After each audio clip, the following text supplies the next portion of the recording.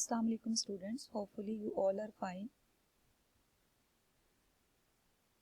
Homework explanation. Date May 1920, date Tuesday, grade 9, teacher name Bushra Shahbaz, subject Islamic Studies, work to do, section C of board exam.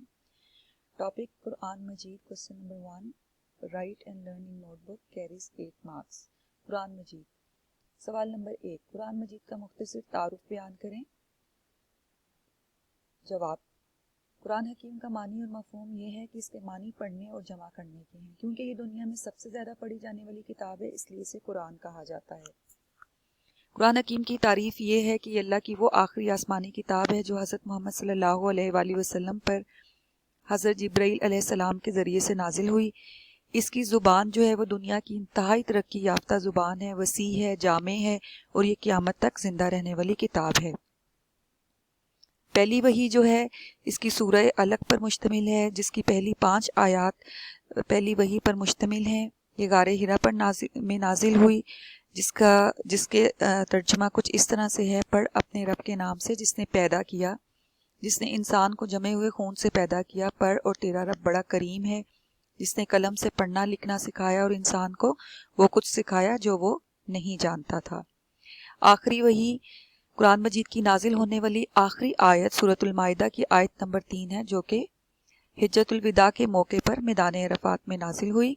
इसका तर्जुमा कुछ इस तरह से है कि आज मैंने तुम्हारे लिए तुम्हारा दीन मुकम्मल कर दिया और तुम पर अपनी नेमत तमाम कर दी और तुम्हारे लिए इस्लाम को बतौर दीन पसंद कर लिया।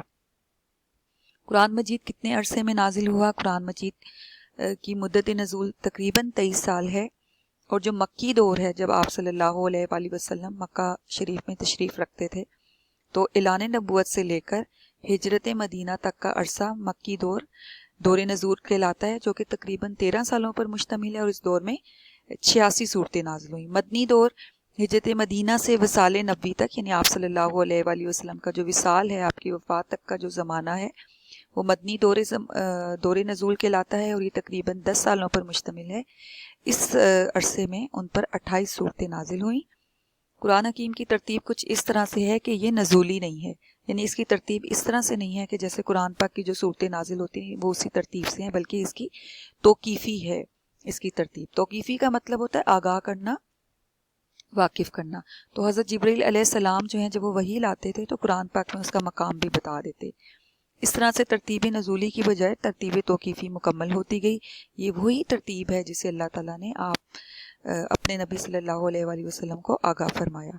कुरान हकीम की जो मज़ामीन हैं, वो कौन कौन से जो टॉपिक हैं वो इसमें डिस्कस हुए हैं। इसमें अकायद का ज़िक्र है, इबादात का ज़िक्र है, अहकामात बयान किए गए हैं, कानूनी मसावात, अदलो इंसाफ और माशरती ज़िम्मेदारियों का तज़किरा है, इखलाक़ हसना की तालीम दी गई है, बुरे इखलाक़ से बाज रहने का हुक्म दिया गया है, अंबियाए कराम और उनकी अक़वाम की जो सबक आमोज़ हैं वाक़यात बयान किए गए हैं, ताकि उससे जो है वो सबक हासिल किया जा सके। मकसद हयात बयान, एक मुसलमान का क्या होना चाहिए, उसके बारे में तशरीह की गई है। क़यामत और हशर का बयान किया गया है। जन्नत और जहन्नुम की तफसीलात का भी ज़िक्र है। उसके अलावा जो कुरान पाक की सूरतें और आयात हैं वो कुछ इस तरह से हैं कि टोटल इसकी सूरतें 114 हैं। मक्का में जो नाजिल हुई वो 86 हैं, जो मदीना में नाजिल हुई वो 28 हैं। इसकी सबसे छोटी सूरत सूरह कौसर है, सबसे बड़ी सूरत सूरह बकरा पर मुश्तमिल है। इसके अलावा एक ऐसी सूरत है जिसके शुरू में बिस्मिल्लाहिर्रहमानिर्रहीम नहीं है और उसका नाम सूरह तौबा है। सूरह नमल एक ऐसी सूरत है जिसमें एक बार से ज़्यादा बिस्मिल्लाह मौजूद है। नमल का मतलब चूंटी होता है। कुरान हकीम के 30 पारे हैं, 7 मनाजिल हैं और 14 सजदे हैं। कुरान पाक के 540 रकू और 6666 आयात हैं।